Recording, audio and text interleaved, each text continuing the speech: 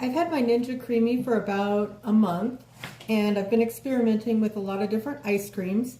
I've learned a lot of things by trial and error, and I still have a lot to learn. So if there's any suggestions you have, I'm open to listening, so please put a comment in.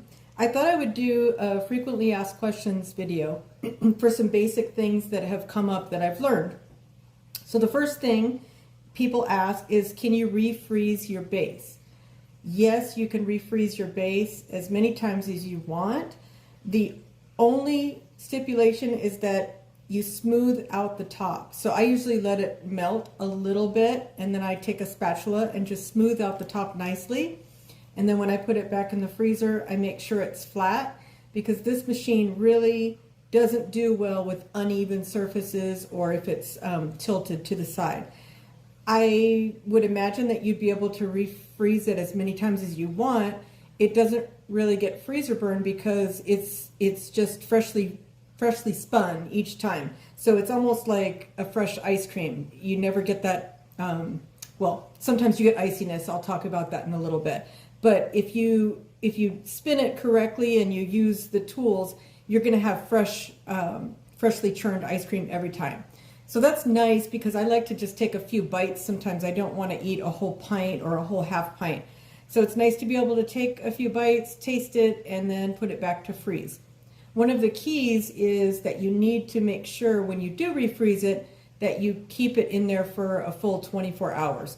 You don't want your base to be semi-frozen when you're making ice cream or custard or things like that, because that's the way the machine works. It needs to be solidly frozen. The next question is, what types of mix-ins can you use?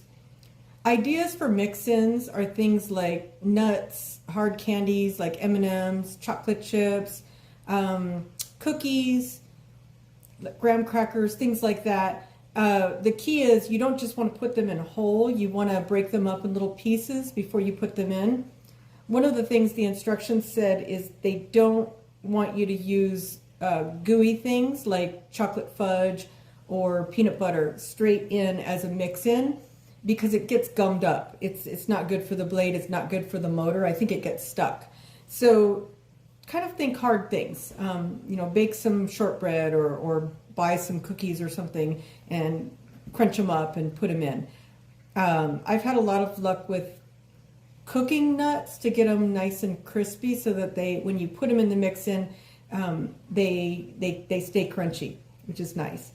With the mix-ins, one thing, the instructions say that you should make a hole in the center, like with a spoon, and then put your mix-ins in that hole so that it distributes all the way through.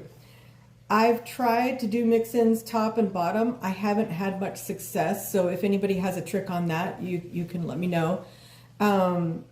One of the keys, though, is you don't want to overmix your base or it gets soupy. So don't wait until the ice cream is the absolute perfect consistency and then add your mix-ins, because when you do the mix-in, even though it's a light turn, it sometimes turns it too not watery, but just soupy, which is not good. Next question, can my base be simple? Yes, your base most definitely can be simple. A lot of the people have said they've just taken things like chocolate milk, maybe like a cappuccino drink straight from the container. You can mix that up and make ice cream. You could take something simple like canned peaches and just put it straight in. You do want to mash up the peaches a little bit, though, I've found, because you don't want anything to be too big of a chunk. You could take juice and make like a sorbet with just putting the juice in. That's all. You don't have to do anything else. Or you can just make the simple basic vanilla that the recipe calls for. It's pretty basic and easy. It takes maybe a minute to prepare. I do complicated recipes just because that's the way I am. I like to look at the garden and look at the grocery store and our trees and see what's in season, and then I get ideas, and a lot of times, sometimes I overcomplicate things. Maybe it tastes better, maybe it doesn't. I guess I'll have to experiment. But I do want to emphasize that you don't have to do complicated recipes that take several days. You can just throw it in there. It does take 24 hours to freeze, but you don't have to be working during that time. You just let it be. Next question I get often is, should I mix the top if I won't eat all of the ice cream? Obviously, most people aren't going to eat the whole entire pint of ice cream. Maybe you are, who knows? But if you just want a few bites, I would still suggest that you mix the whole thing, because I found that some of the ingredients sink to the bottom. Like when I put bananas or some types of fruits, they sink. And when you're mixing it, you don't want it to mix just the juices. You want it to mix everything in there. So I do it on full the first time. The next time you can do it just the top if you wanted.